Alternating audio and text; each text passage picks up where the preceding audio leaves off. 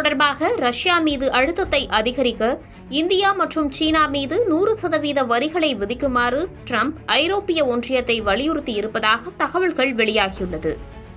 ஏற்கனவே 50% வரிகளை விதித்துள்ள நிலையில் ட்ரம்பின் இந்த முடிவு இந்தியாவிற்கு மேலும் சிக்கலை ஏற்படுத்தும் விதமாக இருக்கிறது.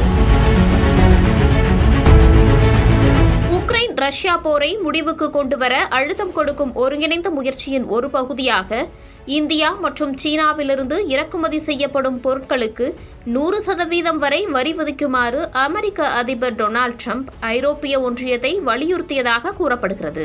வாஷிங்டனில் அமெரிக்க மற்றும் ஐரோப்பிய பிரதிநிதிகள் குழு கூடிய நிலையில் இந்த தகவல்கள் வெளியே வந்துள்ளது. உக்ரைனுக்கும் ரஷ்யாவிற்கும் இடையில் ஒரு போர் நிறுத்தத்தை ஏற்படுத்துவதில் சிரமம் நீடித்து வரும் நிலையில் ட்ரம்பின் இந்த திட்டம் வந்துள்ளது. ட்ரம்ப் அதிபராக பொறுப்பேற்ற பிறகு சில மணி நேரங்களுக்குள் இந்த போரை நிறுத்துவதாக கூறியிருந்த போதிலும் தற்போது வரை அதில் இழுபறி உள்ளது. முன்னதாக ரஷ்யா உக்ரைன் மீது இதுவரை இல்லாத அளவுக்கு மிகப்பெரிய வான்வழி தாக்குதலை நடத்திய பிறகு ரஷ்யா மீது மேலும் பொருளாதார தடைகளை விதிக்கப் போவதாக ட்ரம்ப் அச்சுறுத்தினார். புதினுக்கு அழுத்தத்தை கொடுக்கும் வகையில் ரஷ்யாவின் போருக்கு ஒரு முக்கிய வருவாய் ஆதாரத்தை துண்டிக்க முயன்று ரஷ்ய எண்ணெயை வாங்கும் நாடுகளுக்கு அபராதம் விதிக்கப் போவதாக ட்ரம்ப் அச்சுறுத்தியுள்ளார். ஏற்கனவே இதே காரணத்தை சொல்லி இந்தியா மீது 50% வரிகளை ட்ரம்ப் விதித்துள்ளார் என்பதும் குறிப்பிடத்தக்கது. அதே நேரத்தில் சீனாவை அதன் ரஷ்ய எண்ணெய் வர்த்தகம் தொடர்பாக ட்ரம்ப் குறிவைக்காமலும் இருக்கிறார்.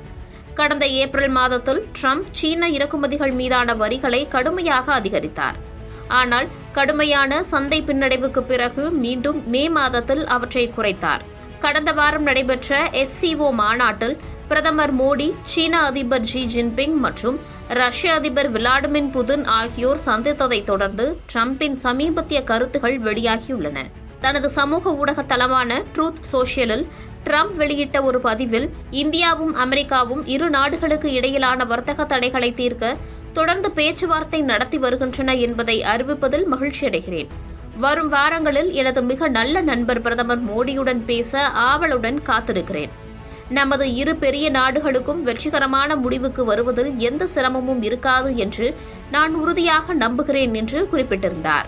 ஆனால் அதற்கு நேர்மாறாக தற்போது இந்த தகவல்கள் வந்துள்ளது.